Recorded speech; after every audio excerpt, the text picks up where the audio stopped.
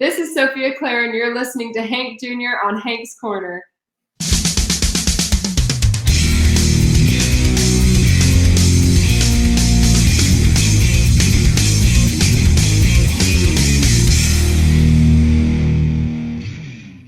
Hello, everyone, and welcome to another episode of Hank's Corner. I am Hank Jr., part of Hank Jr. Productions, where I'm documenting life's moments through photography, videography, and now over 100 podcasts. And tonight on my show, I'm going to the West Coast, getting a West Coast artist over here.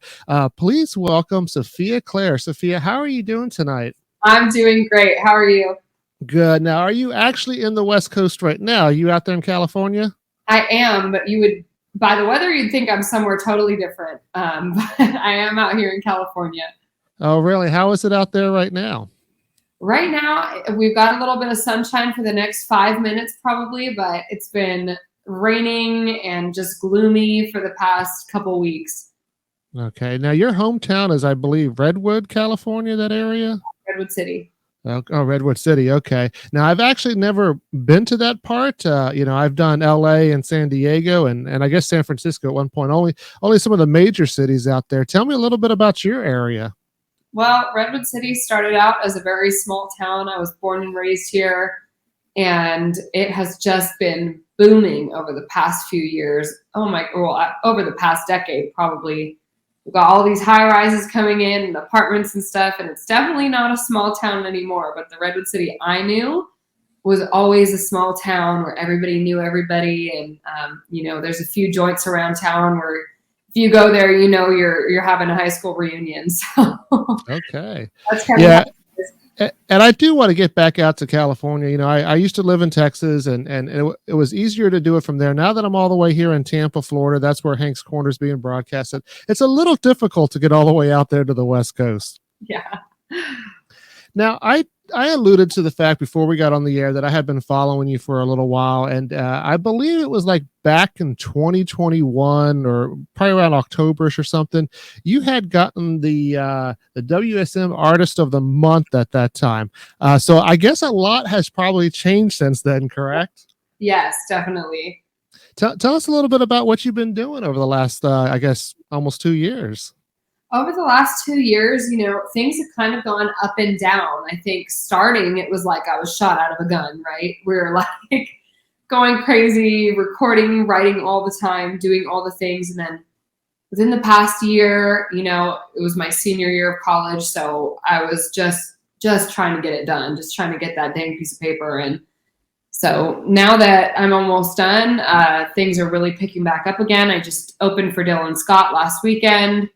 I've been, interviewing and writing a lot more and trying to get out to Nashville more and recording and just gigging as much as I can. That is like really what I love to do is performance. So that's what I've been doing a lot of. Yeah, you definitely have been working hard the last couple of years. Congratulations on, you're just about done getting that a business marketing degree. Yes, I am. And not only that, recently you've had a song called Forever Ago that's came out, and I think it's doing pretty well. I know I've been enjoying listening to it. I've had it on repeat a couple of times. Tell me a little bit about that song.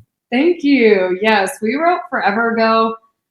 Feels like forever ago now, but it was definitely it was like a year ago we wrote that. I wrote that with Steve Bogard and Michael Wilkes, and they've written a few songs with me, and that one just felt so me, and I couldn't even put it into words like how I felt about that song, because I had kept coming into the writing room, and being a newer artist, you don't get to be as assertive as people would think you'd be. You kind of get in there and you're like, gosh, all these, writers know so much and are so great and have all these ideas, and, I'll go along with kind of what they want to write about. And this song felt like once I really started getting comfortable writing, this is where it started going. So, I came into the writing room and I was like, I really want a ballad. I want a slower song. And I want something that sounds like the kind of music that I listen to and the stuff that I like. And somehow we started talking about 1883, because 1883 had just came out around that time. We were all watching it, and I was just talking about Elsa and how I love how like descriptive all of the music is that's in Yellowstone in 1883, and that I wanted to write a song that was some like kind of like that and kind of described that setting. So that's where Forever Ago came in, and it was really important to me that the lyrics were descriptive and really put you in a certain time and place when you were listening to that song. So yeah, I couldn't be happier with how it came out. Good. Well, that's always great feeling when you get that song and it's the right way you want it. And I'm going to go ahead and kick off the music with "Forever Ago" here on Hank's Corner.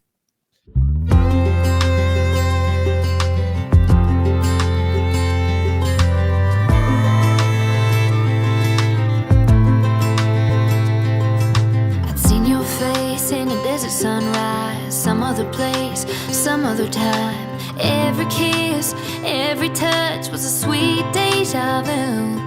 Like a midnight rider, you appeared. Felt like I loved you 1,000 years. Every night I close my eyes, I'm still seeing you. Like the promise of a lifetime coming true. You said you'd love me forever. Now you're already gone. I guess maybe forever doesn't really last that long. They say in time I'll get over, but time is moving slow. 'Cause it feels like you left me forever, forever gone.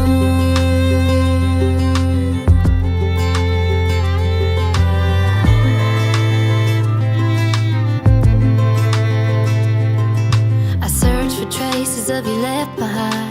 Couldn't let you go, couldn't realize memories and used to be's drift away so fast. Could your eyes have been that cowboy blue, or made me feel like yours used to do? God only knows, I should have known it was way too good to last. Like falling stars, we fell so far into the past. You said you'd love me forever. Now you're already gone. I guess maybe forever doesn't really last that long. They say in time I'll get over, but time is moving slow. 'Cause it feels like you left me forever, forever gone.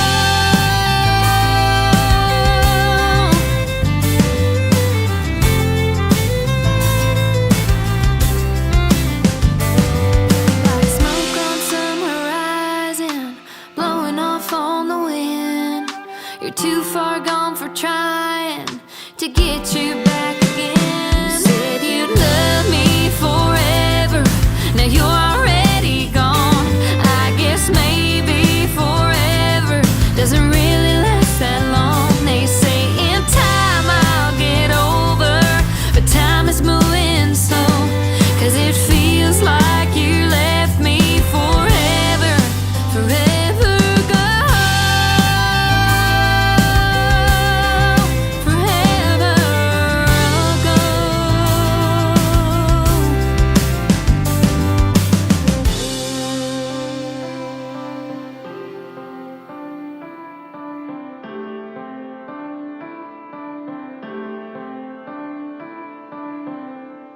Welcome back to Hank's Corner. I'm Hank Jr. here with my special guest, Sophia Claire, and you just heard our recent single, Forever Ago.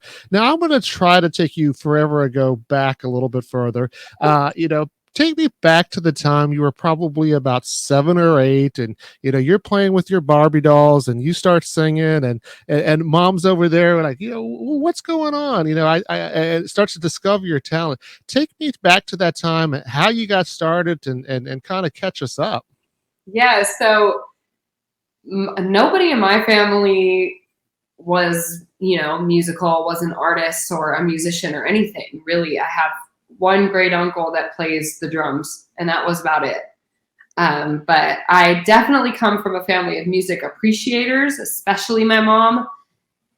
Like if my mom has 1 or 2 drinks, she's on that radio all night and just won't stop playing karaoke tracks and singing along and making me sing. So that was very much the atmosphere that I grew up in. Was my mom was constantly playing music around me, and really cultivated my ear for music and my talent. And yeah, she just heard me one day. Like, this is literally how she explains it. I was, playing Barbies or something, like you said, and she was folding laundry, and she hears me singing. She's like, "How'd you learn how to do that?" And I was like, "Learn how to do what?" She was like, "That, what you're doing with your voice." And I was like, "Oh, we've been singing in my music class in school." And she was like, "Nuh-uh, that is not something you learned at school." So right away, she signed me up for the musical at school. And the first one I did, I absolutely hated. What was it? It wasn't really Aladdin, but it was like a spin-off of Aladdin. It was like the little kid version, and I played the genie of the lamp. And it wasn't my favorite thing. But then later on, I had changed schools, and I was in about 6th grade, and she put me in Annie at school. And once I got on stage, I never got back off. And from there, it was like music lessons and voice lessons, learning to play piano and stuff like that, even though I don't play piano now, but at the time we tried. But yeah, that's really how it started. And country music was something that was always in the background. Like, my mom was always playing it. I was the youngest, so I never got control of the radio or anything like that. So I was just listening to what everybody else was listening to, and most of the time that was what my mom was listening to. So and what were some of the favorite artists that you did like? Definitely George Strait. I love George Strait. He's one of my all-time favorites, and that's what was one of my mom's favorites for sure at the time. The Judds. I love Patsy Cline, Loretta Lynn. Dolly Parton, of course. There's a lot. Alan Jackson. I really grew up with all that 90s and early 2000s country, so a lot of Shania Twain and stuff like that. Okay. And do any of those artists, maybe one or a couple in particular, do you feel that they kind of seep into your music style, that you kind of feel influenced by either of them? I'd like to think so. I think Dolly, of course, like, I would love to say that, but I would never compare myself to a queen like that, but definitely her writing style, because I love to tell stories, and a lot of the stuff I write doesn't get released. So I have so many songs where I just love to storytell like her, and that definitely came from listening to her, because you listen to like Coat of Many Colors and stuff like that, and you're like, who else is writing songs like that? Nobody. Like, that was her, and that was something I definitely took away from her writing. Yeah, and that's one of the things. I mean, other genres have it too, but country music kind of really has the monopoly on being able to tell the stories and tell them really well. And as far as your songwriting goes, do you remember the first song you ever wrote? I do, actually, and this is a really funny story. So I was about 14, 15 years old, sitting in a bar in Murphy's, California, which is a little more up north, and it's a very, very small town bordering the Sierras. And I was sitting in there. It's a really old school hotel bar. It's called Murphy's Hotel. And I was sitting down at the bar while, my family was over drinking, doing whatever. And this guy comes and sits next to me, and he's got like long hair braided with a cowboy hat and everything. He just started talking to me, and his name was Billy Two Dogs was his name. And he just started talking to me about his life and how he's a rancher up here, but that, he's also been in a few Westerns and this and that. And I was like, gosh, this is really interesting. And then he closes the conversation saying that he has 3 months to live, that he's had really, really bad cancer, and that's what the doctors told him. And I just could not believe the whole story that had just been told to me and everything. So once I got back home, or we had a place up in Arnold, California at the time, and once I got back, I immediately started writing it down. The song's name was Billy Two Dogs. Oh, wow. Well, with a name like that and a story like that, how can you not at least put that into pen and paper? I mean, I mean, where do you come up with that, and I guess that's probably why he, kind of, reached out and talked to you, because, when you start to feel that, immortality, a lot of things break down, because, a lot of times people don't just go up to people and just start, talking for no reason. But, how great is that you got to hear that story? Yeah, I think so too.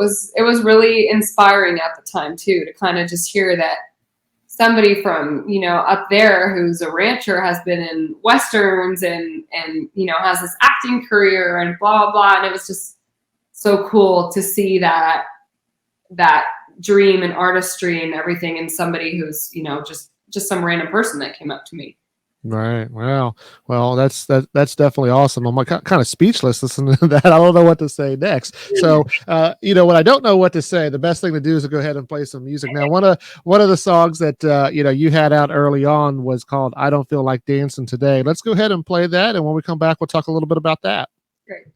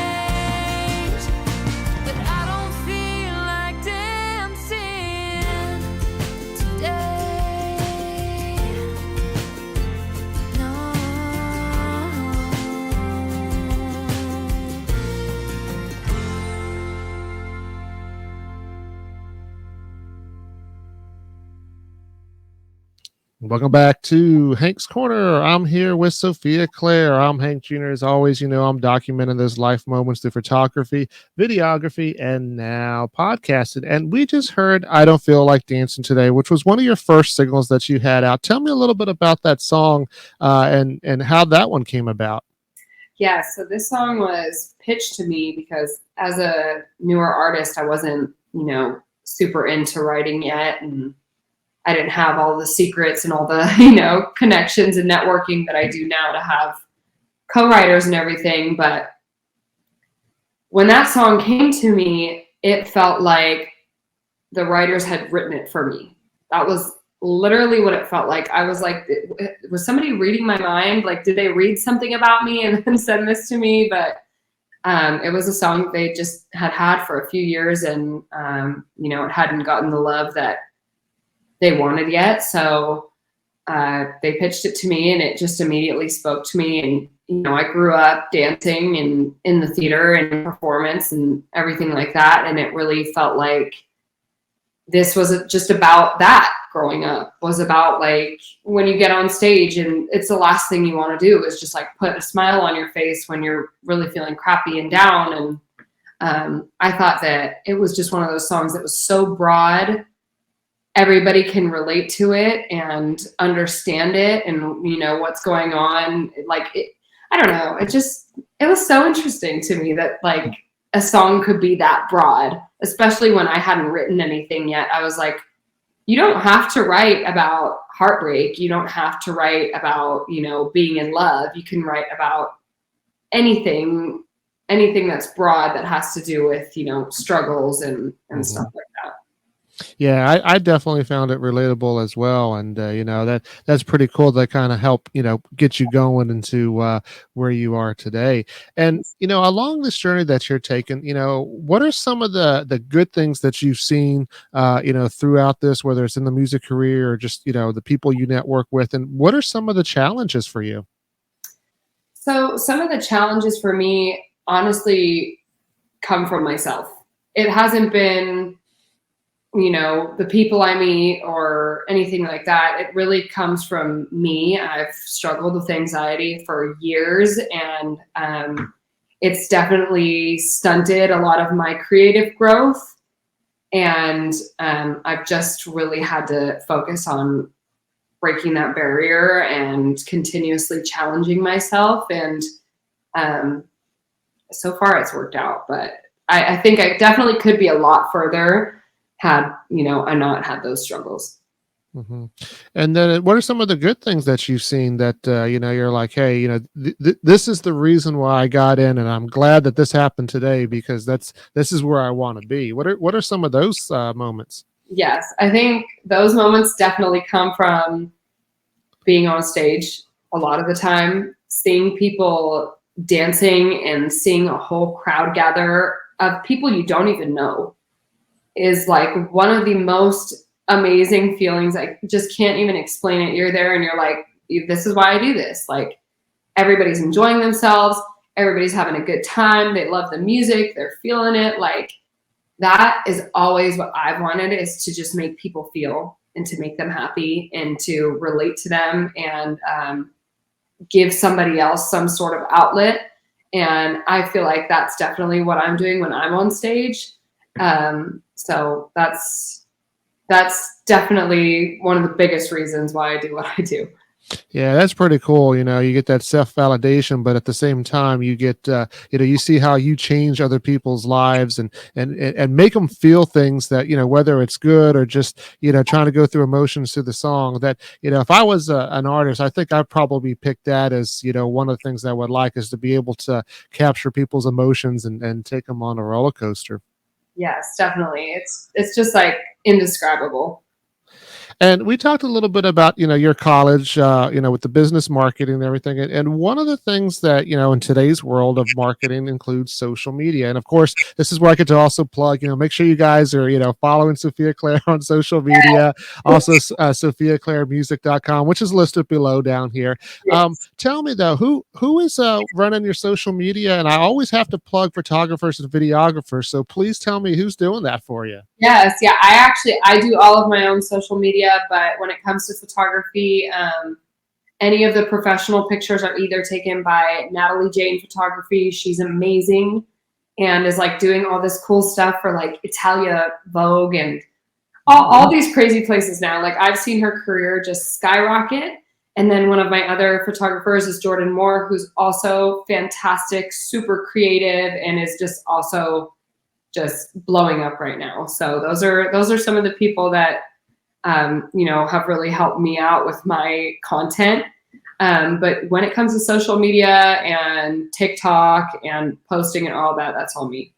Okay. And like I said, I always got to plug them because I know what it's like, especially for those that are starting out to get their name out there, because it's tough with the photography world. I mean, I'm sure it is with the artists as well, but it's a whole different kind of toughness with that. And I love doing that. And, we talk a little bit about, the video aspect, and because you've been in theater and plays and that sort of thing. Do you love doing videos? I do. I do. I have a really fun time like putting things together. And you know what? At first I was totally against TikTok and getting on there, but now that I'm on there and you've kind of gotten past that point of embarrassment, it's been so much fun. Just like having people from like totally different parts of the US or even the world, like find my videos and share a laugh with me or whatever. It's so much fun. Oh, that's pretty cool. And, I don't know if I'd ever, get over that, like you said, the early embarrassment part. I still haven't really, I got a TikTok thing, but it hasn't been used yet. I just wanted to make sure I reserved the name, but I haven't done that yet, because I don't know if I can get over the embarrassment of it. You have to do it though. It's so good for business, and it's one of those things that can really grow your following just immensely. Well, maybe I'll have to come to you and you can show me how that's done. I'll help you out. But in the meantime, let's go ahead and play Always Almost Over You here on Hank's Corner. Been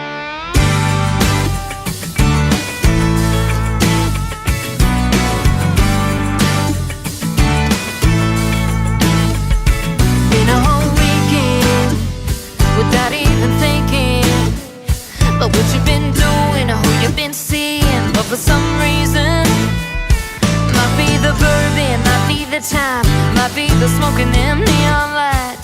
But when I see you, I get the feeling I should have stayed home tonight. I was so close to moving on these feelings. Boy, we're almost gone. Then you walk in and rock me like the 90 proof. I was almost sober, done with your hangover. Then you pull me back in like you always do.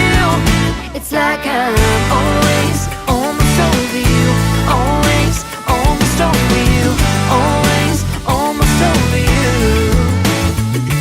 You know exactly what you do to me. I can't quit you, I can't resist you after a few drinks. Let's open that bottle, let's dive right on in. We're salted tequila in that wound again. What's one more shot? What's one more kiss? Baby, here we go again. I was so close to moving on these feelings. Boy, we're almost gone. Then you walk in and rock me like the 90 proof. I was almost sober, done with your hangover. Then you pull me back in like you always do. It's like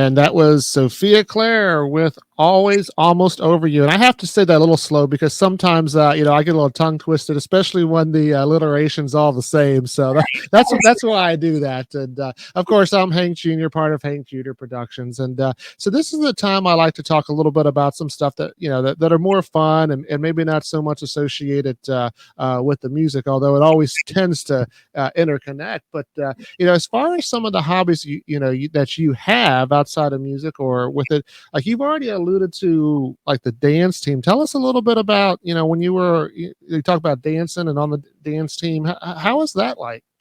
Yeah, so I've been dancing since I was about, oh gosh, I don't even know, maybe in fourth grade. And I was, cheerleading all of my middle school years. And then I switched to dance team in high school. And then in college, I really didn't expect to continue dancing. It wasn't something that I was looking for, but somehow it found me. And so I ended up on my college's dance team.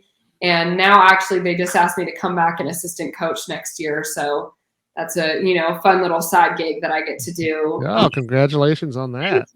Thank you. So yeah, I've danced all my life, and it is something that just I can't seem to get away from.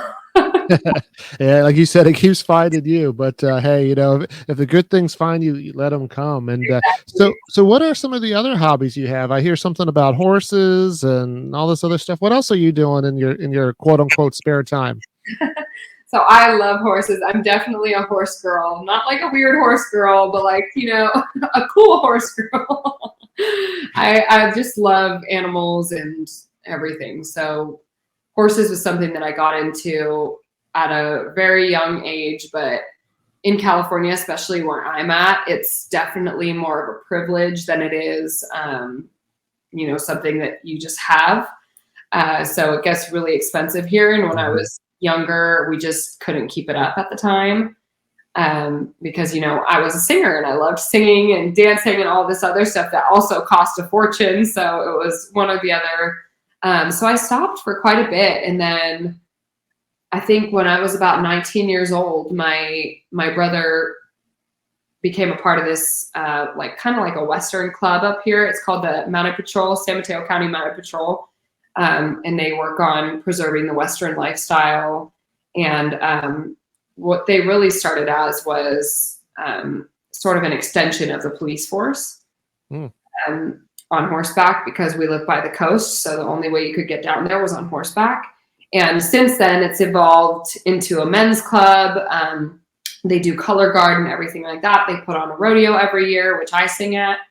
And once my brother got involved with that, there's horses, there's stalls there. So, I kind of came along and started riding horses with him and, kind of grooming everybody else's horses and hanging around the Mounted Patrol. And then eventually my dad became a member when he retired and bought his own horse. And I boarded a horse up there for a little while. And it's just kind of it's something now that is just in my life, which is great, rather than, having to go and pay for lessons and having to go pay to, board horses and all that. Now it's just part of my life. Yeah, that's cool. That's something that I haven't really got to experience too much since I've been in the Tampa Bay area, back in Texas. And believe it or not, when I spent some time in New Jersey, I did have more time around horses. But not that there's not horses, in the area, but where I'm at, it's a little bit difficult to just go hop on a horse somewhere and take a trail ride. Yes, definitely. But one of the things I am also curious about, because I have talked to a few that have done musicals and some that have done musicals professionally. But should you get the opportunity, somebody comes to you and say, "Hey, we want you to star in this musical." One, would you ever, take that to go back into a musical? And two, given the opportunity, what musical would you love to star in? So I'm going to reverse your questions. It really depends on the musical and company that asks me to do it. If it was like some sort of touring company or something like that, and they asked me to be in Bright Star, which is the, I think it's Steve Martin. Yeah, it was like written by Steve Martin and one of his colleagues. They wrote this whole country music. It's like bluegrass, really. This whole bluegrass musical called Bright Star. And I would love to go be in that show. If somebody asked me, I would probably go do it, but I wouldn't pause my country music career. I would try to do them simultaneously. But either that, or if we did 9 to 5, I would love to play. I would love to be a 9 to 5.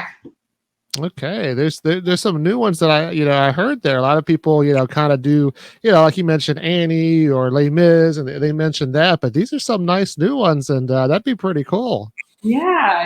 I'm a big fan of a lot of the newer stuff that's coming out, but I've always been like a golden age musical person. So like if Anything Goes or something was happening, I would love to also be in that. That's a much older one, but I do miss it, but I like recording a lot more. Oh yeah, well, who knows? You're still very young. Who knows what's going to be ahead in your future?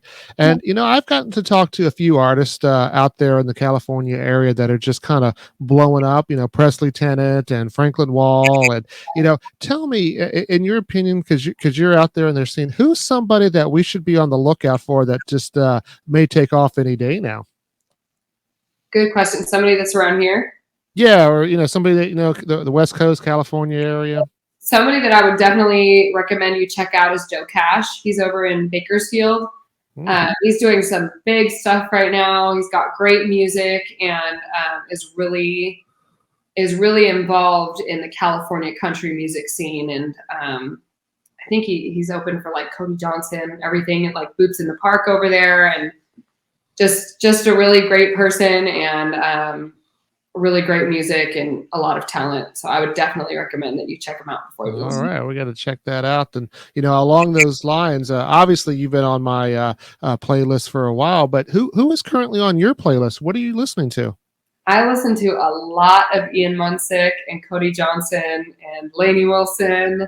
And who else do I listen to? Those are my top 3 right now for sure. I love Ian Munsick. I think that he's going to blow up even more than he already has. And yeah, I just love all 3 of their different sounds.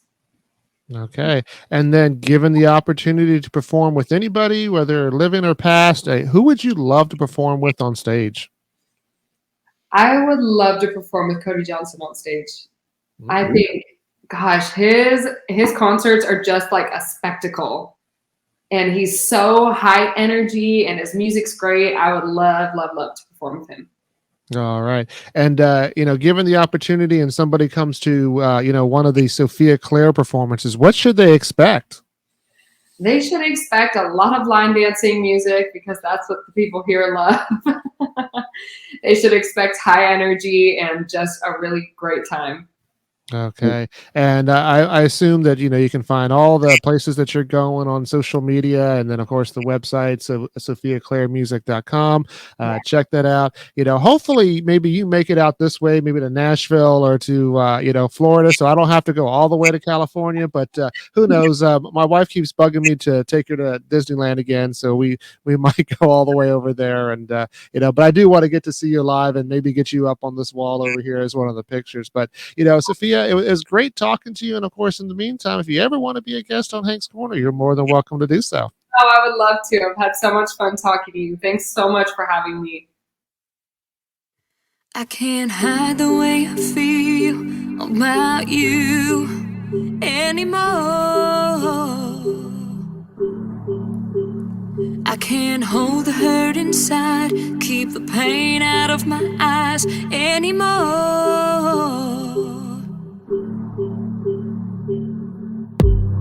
My tears no longer waiting. My resistance ain't that strong. My mind keeps recreating a love with you alone. And I'm tired of pretending I don't love you anymore.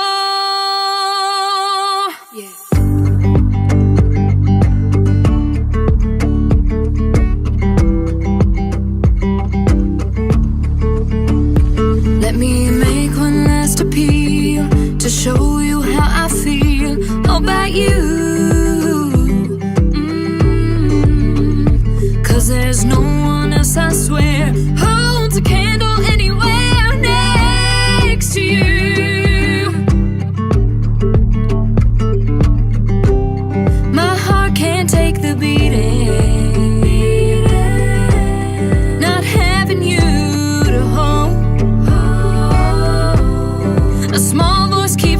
beating deep inside my soul.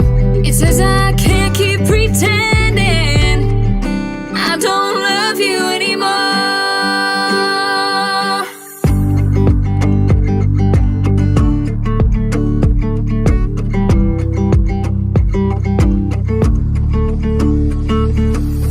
I've got to take the chance or let it pass by. If I expect to get on with my life, my tears no longer waiting. Oh, my resistance ain't that strong. My mind keeps recreating a love with you alone, and I'm tired of pretending I don't love you anymore.